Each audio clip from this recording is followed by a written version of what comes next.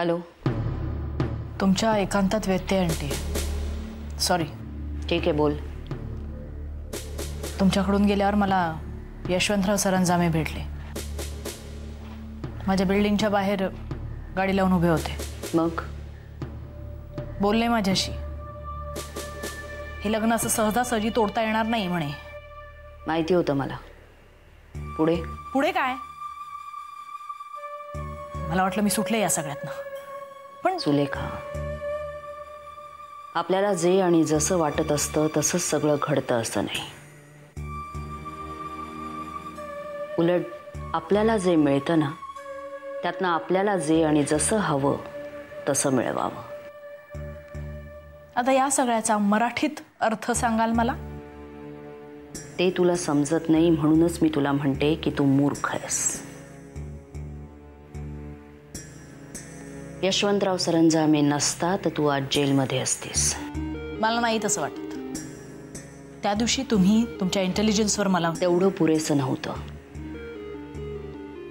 Inspector Bhosale म्हणू शकले असते की हे सगळं कोर्टात सिद्ध करा. त्यांनी तुला कस्टडीत ठेवलं असतं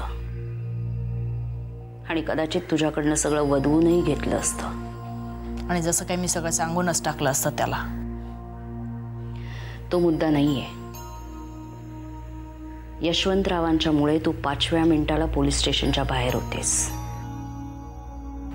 इन्स्पेक्टर भोसल्यांसारख्यांच्या नाड्या यशवंतरावांच्या हातात असतात आणि तू जर का त्यांची सून झालीस तर त्या तुझ्या हातात येतील. अच्छा, तुम्हाला असं म्हणायचं की मी हे लग्न करावं? उद्या बोल्यावर उभी राहा असं थोडीच सांगते मी तुला. माझ्यासाठी हा खेळ खेळणं खूप कठीण जाणार आहे. जोपर्यंत जमतंय तोपर्यंत खेळू. हा डाव उधळून नवीन डाव मांडायची वेळ आली ना की तेव्हाचं तेव्हा ठरवू. तोपर्यंत खेळू आणि खेळवत राहू.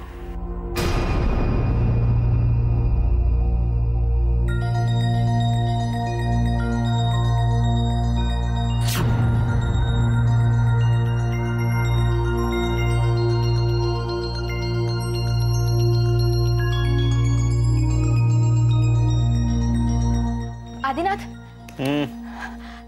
अहो ऐका ना. बोल ना. माईचा फोन आला होता. हो, काय म्हणाल्या? आठवण येते हो तिला आपली. म्हणत होती 4 दिवसांसाठी येऊन जा. आपण जाऊया? शुभ्रा, मला नाही जमणार. बरं ठीक आहे, राहू दे. तुला ऐकून तर घे. सध्या कामाचा व्याप हळूहळू खूप वाढतोय. आतापर्यंत स्वप्नील एकटाच सगळं बघत होता. आता तुला तर माहिती आहे, मला एकट्यालाच सगळं सांभाळावं लागणार आहे. पुढचे 5-6 महिने मला सुट्टी सुद्धा घेता येणार नाही. मुंबईच्या बाहेर जाणं तर लांबच राहिलं. I am really very sorry. But अहो सॉरी काय त्यात? ठीक आहे, मी माईला सांगते की ह्यावेळी नाही जमणार, पुढच्या वेळी येऊ म्हणून. शुभ्रा ग, तू आईला विचार ना. तुम्ही दोघी जाऊन या ना. तुलाही बरं वाटेल आणि आईचं सुद्धा छान जमतं माईंबरोबर. चालेल? असं विचारतेस काय? बरं, मी माईला. ऐक ऐक, आजोबांचा सुद्धा फोन येऊन गेला. काय म्हणाले? त्यांना माझ्याशी काहीतरी अर्जंट बोलायचं होतं. ते तर म्हणत होते की आजच्या आज ये वसईला. मी म्हटलं आज तर काही जमणार नाही. आज काय, पुढचे 7-8 दिवस जमेल असं वाटत नाही. बघू, मी कदाचित शनिवार रविवारकडे एखादी चक्कर मारेन. बाकी काहीच बोलले नाहीत का? नाही ना. आता आठवडाभर माझ्या डोक्याला टेन्शन राहील. अहो तसंच काही असतं तर फोनवरच बोलले असते ना आजोबा. पण शनिवारी नक्की जाऊन या. बरं, मी माईला फोन करून येते.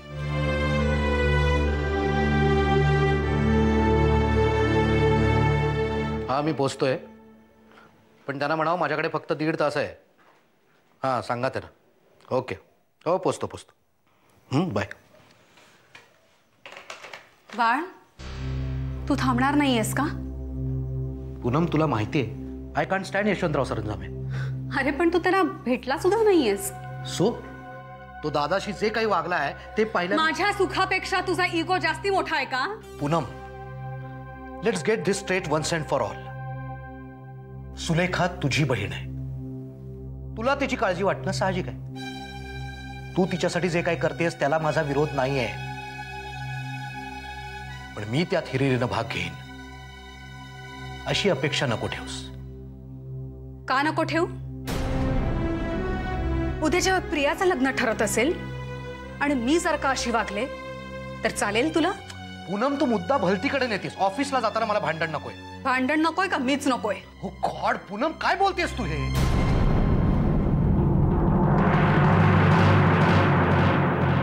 पूनम, आता माझ्यासाठी तू आणि तुझ्यासाठी मी, आपणच आहोत एकमेकांना. तू मला कशी नकोशी होशील, पण प्लीज काही गोष्टी मी नाही करू शकत त्या समजून घे आणि माफ कर मला. माफ करणारे मी कोण आहे बाळ? तुझा सुलेखाबद्दलचा ॲटिट्यूड हे प्रूव्ह करतंय की तू सुलेखाबद्दल तोच विचार करतोयस जो आई करते, जो प्रिया करते. And you are on their side, not mine. Poonam, this is not about Sulekha. Don't say this is not about Sulekha because this is about Sulekha, Bar.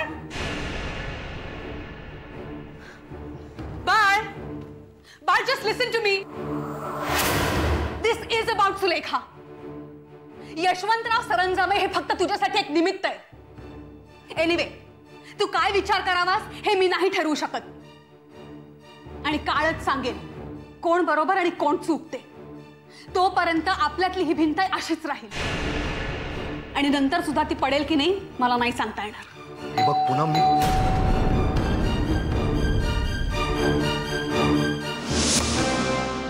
नमस्कार, मी यशवंतराव सरंजामे.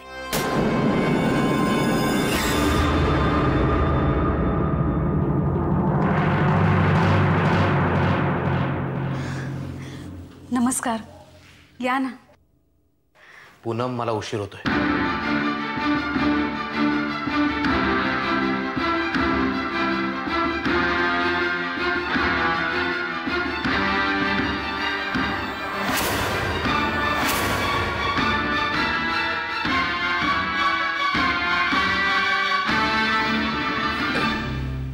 गायत होते वाटतं शास्त्री बुवा. त्याला आज जरा ऑफिसमध्ये नाही होतं असं कधी कधी. घरी आलेल्या माणसाशी हसून बोलण्या इतका सुद्धा वेळ नसतो कधी कधी कुणाला. तुम्ही या ना आत.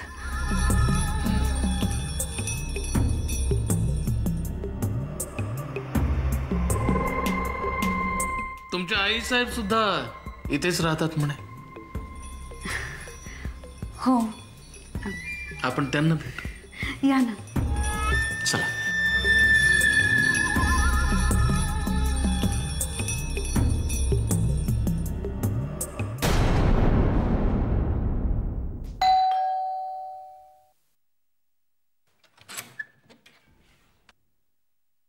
तुम्ही या आत या ना.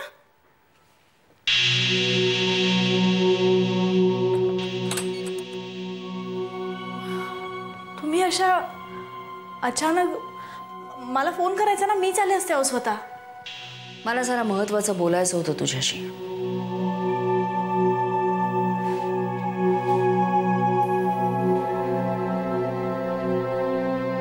काय झालंय?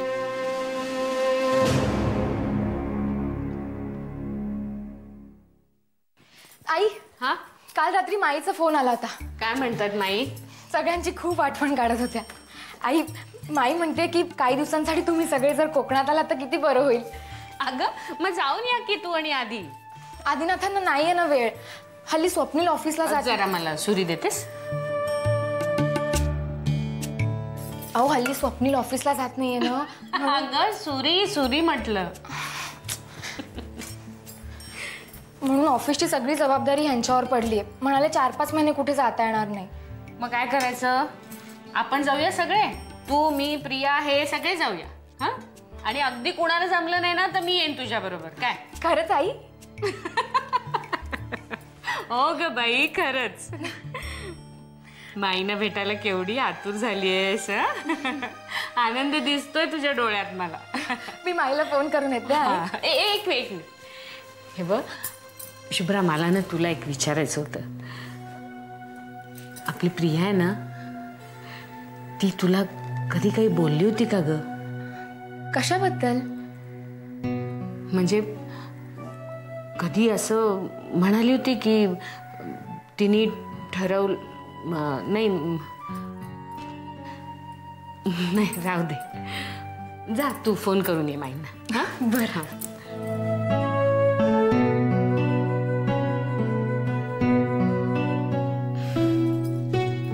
बोला.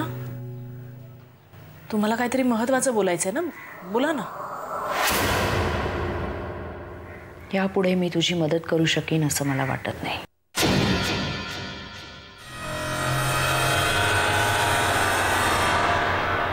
व्हॉट? माझ्याकडे जे काही सांगण्यासारखं शिकवण्यासारखं होतं ते सगळं सांगून झालंय. तुला आता फक्त सरावाची गरज आहे आणि तो तू करू शकतेस. एक मिनिट. असं काय झालंय अचानक की तुम्ही? तुला कुठल्याही गोष्टीचं स्पष्टीकरण द्यायला मी बांधील नाहीये. तुम्ही आहात.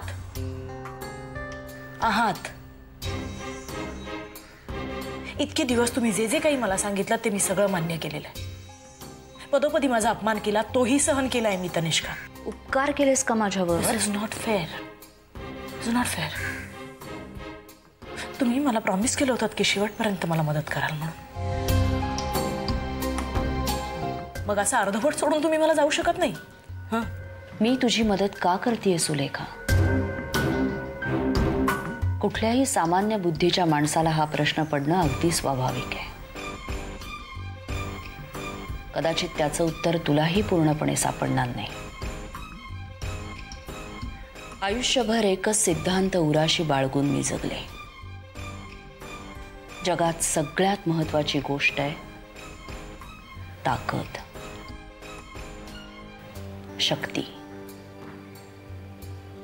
ती ज्याच्याकडे असते ना, त्याचं सगळं बरोबर असतं आणि ज्याच्याकडे ती नसते त्याचं बरोबरही चूकच ठरतं.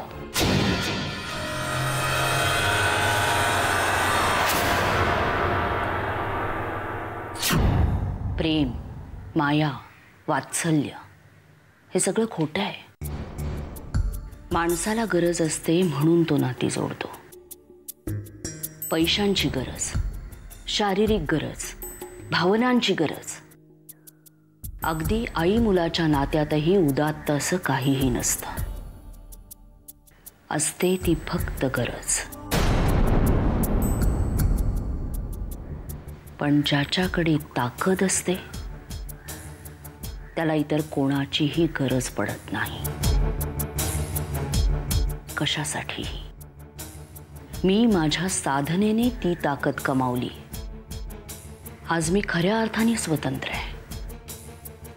पण माझी अवस्था अशा एका सायंटिस्ट सारखी आहे ज्याने स्वतःच्या बुद्धीच्या जोरावर आविष्कार निर्माण तर केलाय, पण तो वापरायचं प्रयोजन त्याच्याकडे नाही. तू माझं प्रयोजन बनलीस. तू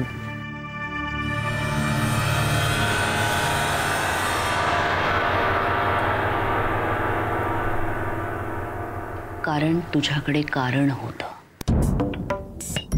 ती ताकद कमवण्याचंच नाही तर ती वापरण्याचं देखील.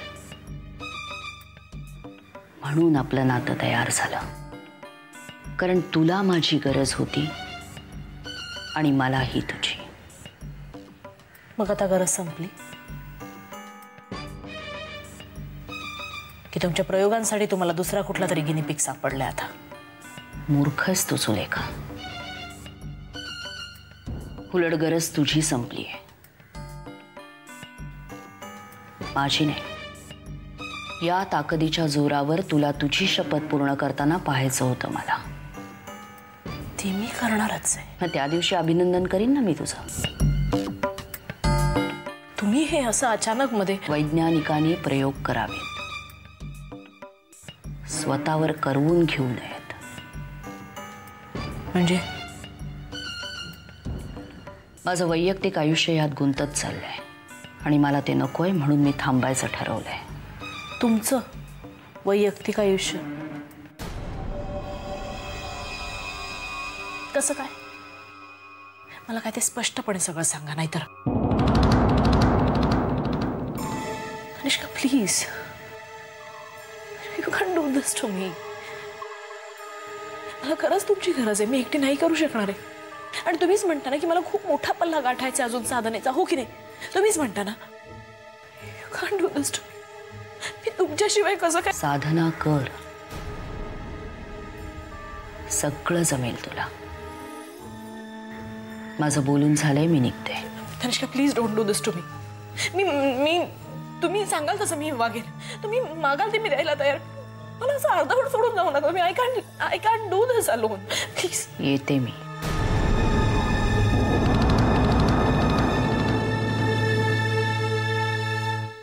मला तुमच्या मिसेसना भेटायचं आहे डॉक्टर.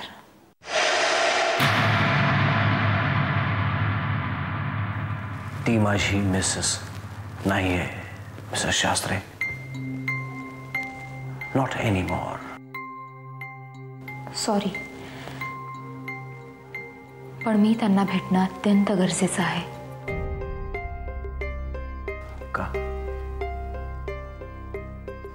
काय करणार आहात तुम्ही त्यांना भेटून? काय करणार म्हणजे? मी विचारेन त्यांना की तुम्ही माझ्याबरोबर असं का करताय, आपला काय संबंध. आणि तुमच्या प्रश्नांची उत्तर तुम्हाला मिळतील असं वाटतंय मिसेस शास्त्री. पण मग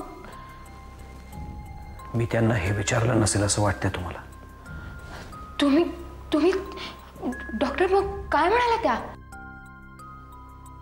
कोण शुभ्रा शास्त्री?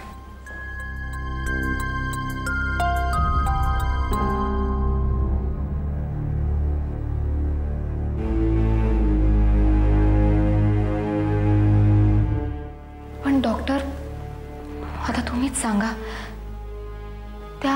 त्या असं का करत असतील त्या असं?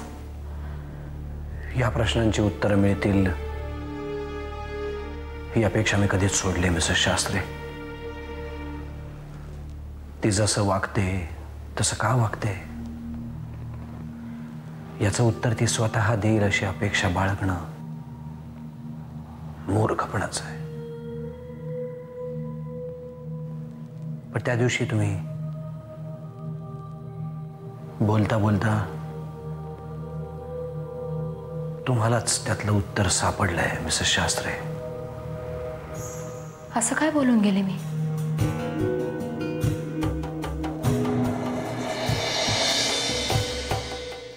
बयो, म्हणजे डॉक्टर, तुम्हालाही असंच वाटतं की त्याच?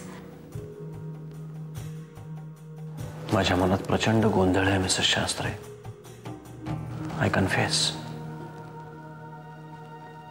इनफॅक्ट ज्या दिवशी तुम्ही या क्लिनिकच्या दरवाजातून आत आलात तेव्हापासून तुम्ही आणि मी दोन अनोळखी व्यक्ती, तरीही आपल्याला जोडणारा एक धागा आहे आणि त्या धाग्याचं एक टोक आपल्या दोघांच्याही पूर्वजन्माशी जोडलं गेलंय. मग मी तसाच विचार केला. मी आणि तनू आम्ही दोघं का भेटलो, का एकत्र आलो? 5 वर्ष एकाच कॉलेजमध्ये असूनही आमची एकदाही गाठ पडली नाही. ती फक्त शेवटच्या दिवसांमध्येच पडावी आणि आमचं लग्नही व्हावं.